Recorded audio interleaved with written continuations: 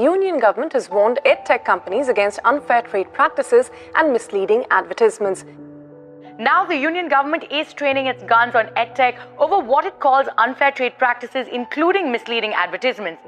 Today, there are online educational companies which are worth billions of dollars. Some of them are worth even more than the entire educational budget of India. These companies offer courses online which are not vetted by anybody.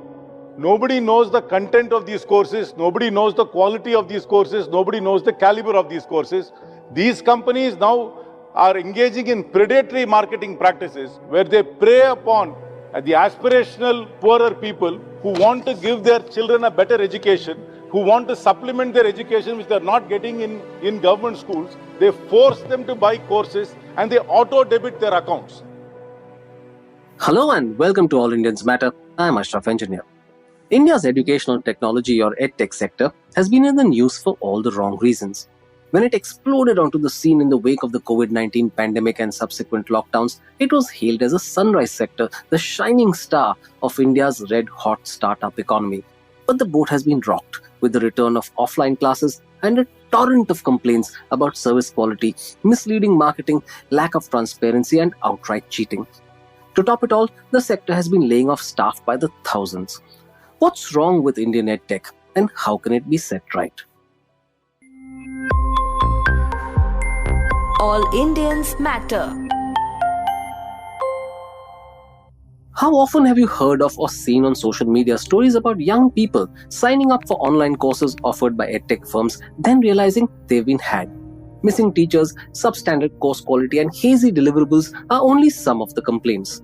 Many also say they have been deprived of refunds despite being promised them, or the service contract clearly stating that they are entitled to them. It's no surprise then that there is a strong demand for greater regulation of the Edtech industry.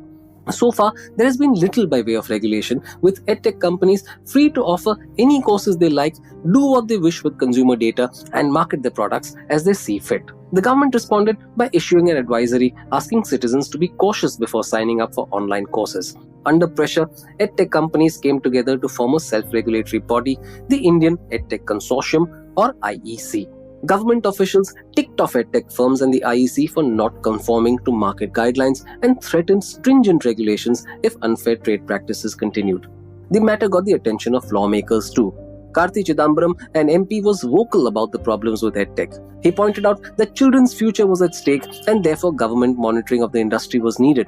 He wondered how self-regulation can be allowed when it seemed that profit rather than quality education was the objective.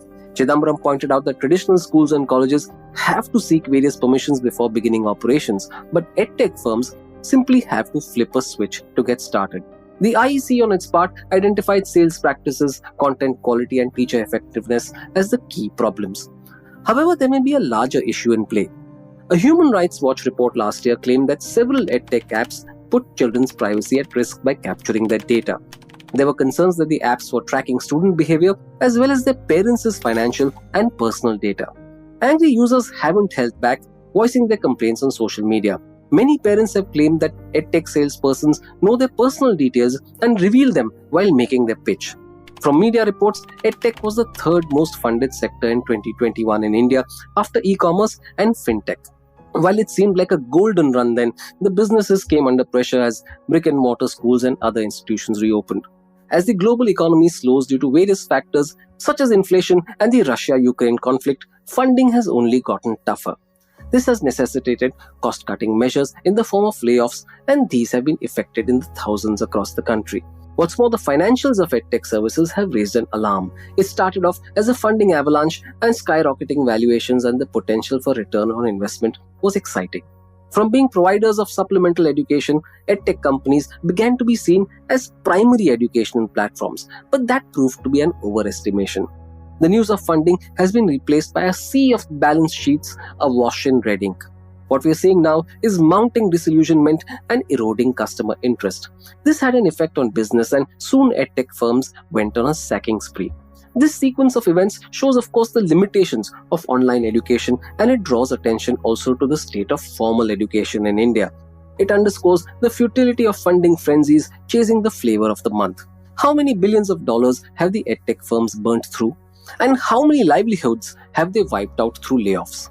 Meanwhile, the industry's litany of problems continues. Many employees have complained of hard charging and abusive bosses, a toxic work culture that saps many mentally and insane hours. The edtech industry may claim that in the balance, it has delivered more benefits than harm by changing the learning ecosystem, and validation has come in the form of many reputed institutions such as the IITs signing up for collaborations. But so long as profit remains the primary motive, very few would be convinced. Sure, a course correction may be underway, but the first priority for edtech companies must be to rebuild trust.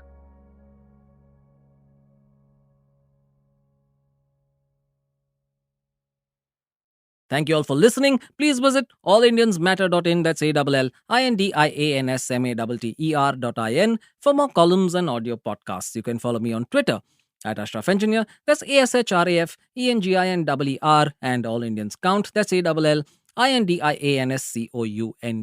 Search for the All Indians Matter page on Facebook. On Instagram, the handle is All Indians Matter. Email me at editor@allindiansmatter.in. Catch you again soon.